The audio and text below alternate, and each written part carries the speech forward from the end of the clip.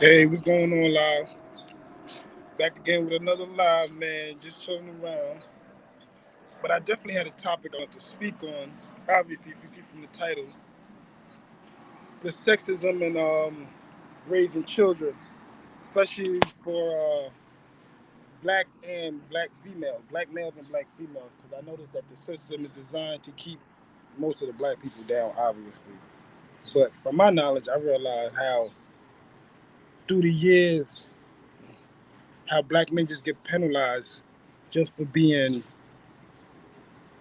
working dads or dads that have to be outside of the home to make ends meet and how they what would you say they kind of congrat these black women on having kids.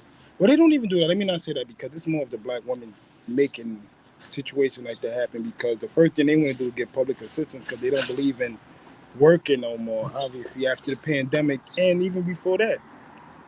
You know what I mean? Women never really felt like they had to work because that was never really their basis of being a mother or being a woman. But now with this new generation of companies that I notice tend to prefer to hire more women than males, just because it's easier to deal with women than men in the workforce, especially black men. Because as a black man, they always try to put you in a category of what type of black man you are. Don't be too masculine because they're scared of that, especially the Caucasian bosses that usually manage these corporations. But at the end of the day, I just look at this system, and now I see why it's crashing. To be honest with you, and if you can't, please like, subscribe, hit the notification button. I'm about to start hitting you with more videos. I know I got to get my editing up. You know what I mean? Because most people like to see different effects and things like that, but I just be trying to keep it straight 100, and I don't have the equipment and things like that to do that. But it is what it is. But still, to get back on the topic, and please leave comments and let me know because I may be wrong or I may be looking at the wrong way. But I see that being a providing father when you're black is not necessarily the best thing because the black culture don't really have a disdain for love or feel like being a family is something important, as you can see from the divorce rates and things like that. And I don't know about the other races of people, but I'm black, so I look at my race of people, which everybody has their own opinion on. But I see how destructive this I guess you could say black hip hop culture is, to where now anything that a black male does that's not I don't even want to say normalized, but I guess I could say normalized in terms of all this ratchet shit or all this gang banging stupid shit, where it's somewhat acceptable to be a dummy. You know what I mean? It's not acceptable to be a smart black man in white America. You know what I mean?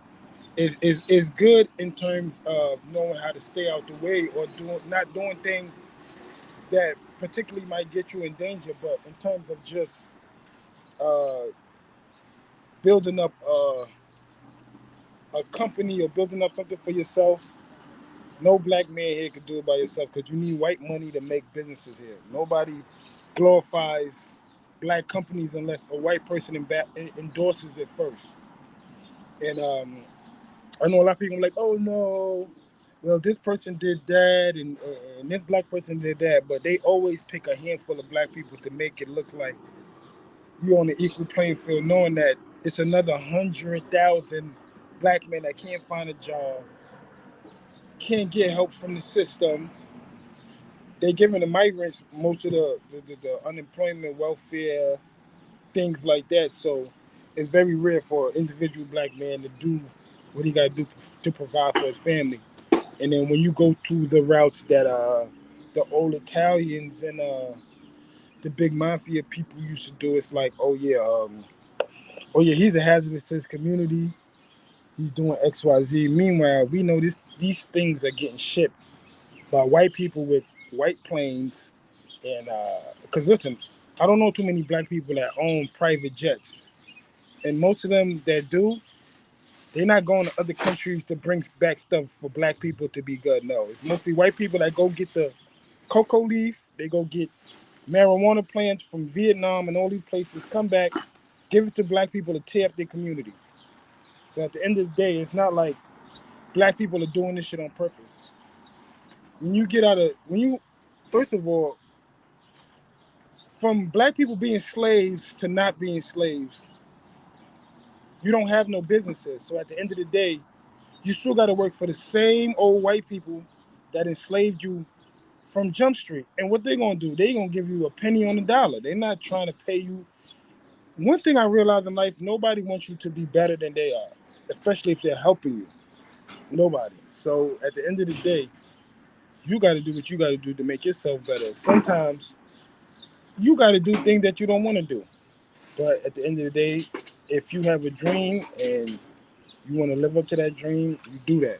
But I just realized how corrupted. You know what? And it's a good thing because I see how this U.S. government is starting to crash in terms of like the power they have over other countries. Because nobody ain't scared of America no more. America is just like a place now where you come and make a little money.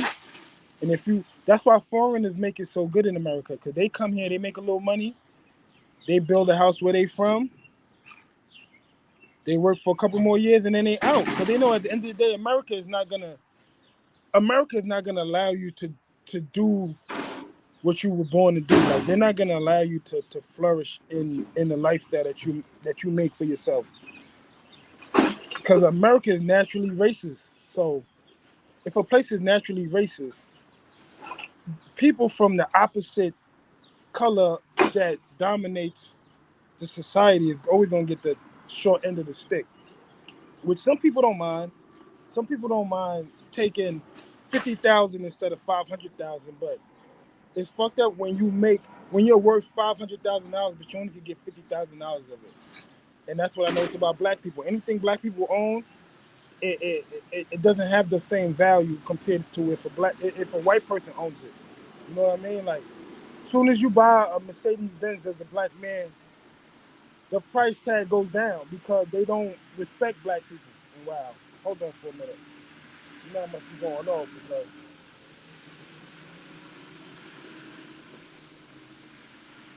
sanitation truck, but it's all good. But I just came to say I see the difference between how they treat black men compared to every other culture of individuals, even our women. Like I learned that they learn how to use our women to destroy us, and it's okay. You know what I mean? Like I realized that, and I can't even just say our women. I can say most women because they even use. If y'all didn't see the movie Get Out, obviously they even use white women to corrupt the rich black man or the man that's getting that 300,000 NBA contract or NFL contract. That's why it's so easy for black men to go deal with black women because they're trained to deal with us already.